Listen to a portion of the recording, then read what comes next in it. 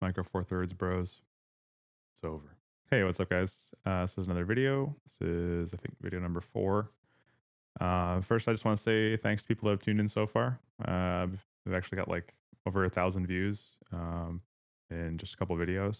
So I know that's small, but still pretty cool to see and pretty awesome. So I do appreciate it. Anyone that's tuned in, dropped a like, subscribed, all that kind of YouTuber stuff. Yeah, I just appreciate it. So thank you. Okay, so getting into the video, mainly what I want to talk about is Micro Four Thirds and specifically the Olympus OM, or I'm sorry, the OM system, OM1 Mark II, and just kind of what it shows to me or signals to the market.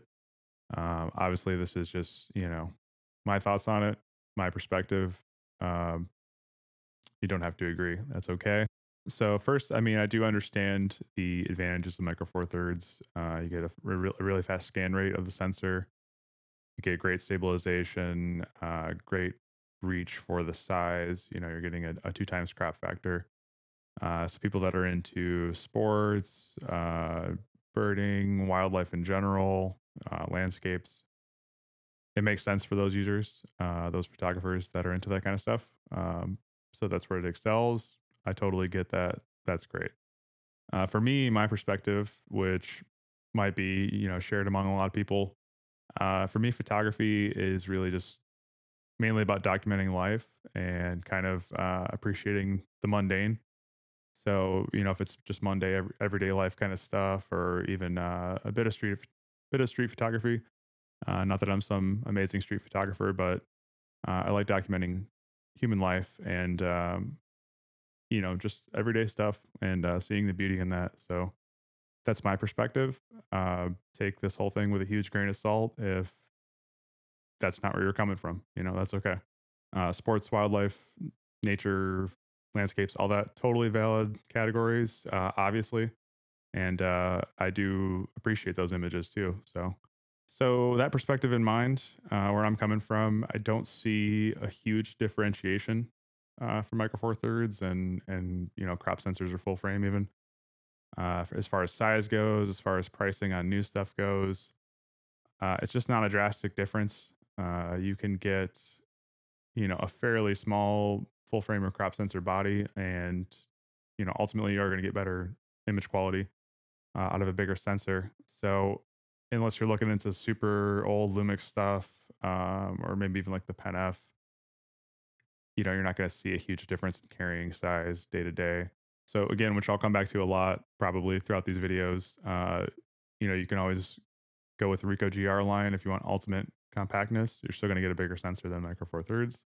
Or if you're looking for ultimate image quality, or you're going to do some dedicated photography throughout your day, there's not going to be a perceived size difference between Micro Four Thirds and a lot of full frame or crop sensor bodies. Now, the areas where it does excel, uh, I think you can get better performance really out of crop sensor stuff or even full frame.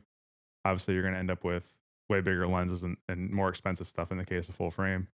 But if it's going to be a really long term investment, then to me it makes sense to go for the better image quality in those regards. But again, this is coming from someone that doesn't, candidly, I don't shoot that stuff. So with the OM1 Mark II specifically, it's being launched at $2,400, which that's more expensive than a lot of full frame bodies, even, or especially used full frame bodies at this point.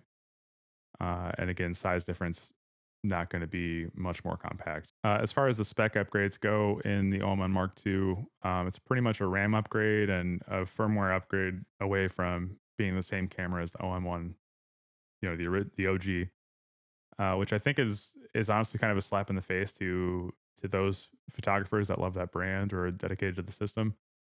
Even historically, brands have allowed you to even send in your camera to get an upgrade. Pentax comes to mind specifically, which would be far cheaper for that kind of stuff, or at least offer an upgrade path that is not refreshing or rebuying an entire camera. If you are one of those shooters or you're dedicated to the system, please feel free to comment. Let me know about your experience or how you feel about the release. I think the main takeaway from this video or just kind of in general from the channel, photographers need to start asking why these things aren't getting cheaper.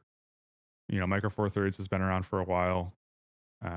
You're paying for a much smaller sensor, which sensor size is not everything. I get it, but uh, these technologies should be very cheap by now, or at least very affordable for the compromises you're making versus the other systems. And that's not been the case. It's not what we're seeing. So I think what we are seeing is in the case of OM System, they're basically trying to kind of increase the rent on former Olympus photographers, people that are dedicated to the brand of the system. They want to get the same or more out of them when not offering like drastically better options. So you see with the OM1 Mark II, they just have to sell to dedicated Olympus photographers. That's the only goal. It's not to make a bunch. It's not to kind of claw back the market. I don't think they're going to do that. They just want the Olympus users to refresh their camera. Now, personally, a little side note: I think the coolest thing that OM System could do is refresh the Pen F.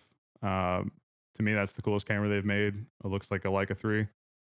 And that would be something that I do think would make a splash in the market, especially when people are clamoring for an X100V style camera. I think the Pen F looks awesome. I would even consider one. Now, this might be kicking the hornet's nest on Micro Four Thirds users. Again, this is not my intention, even if it comes off that way. I just want to kind of ask the questions put forward. That I don't think there are a lot of advantages, especially when it comes to price at this point. If you're out shooting with a Micro Four Thirds system and making great images that are personal to you, that's awesome.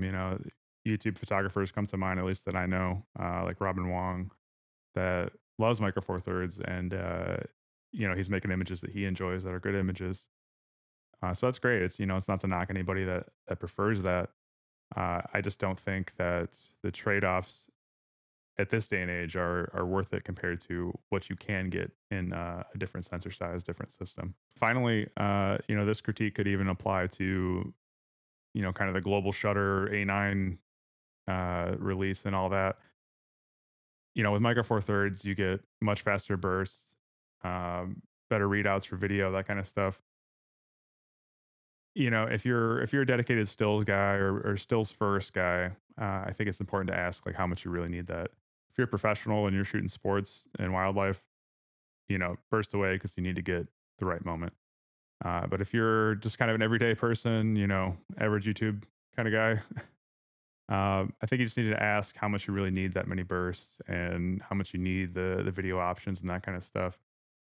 And just take an honest assessment of what do you need to do to upgrade your system? Do you even need to upgrade your system? And that's something else I wanted to put forward here. So all that said, those are kind of my final thoughts on the OM1 Mark II. Again, this is from somebody that doesn't shoot it, someone that doesn't have it. Take that for what it's worth.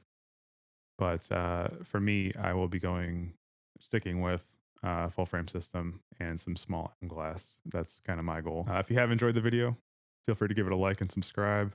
If you didn't like it, let me know why in a comment. Anyways, thanks for watching. Have a good one.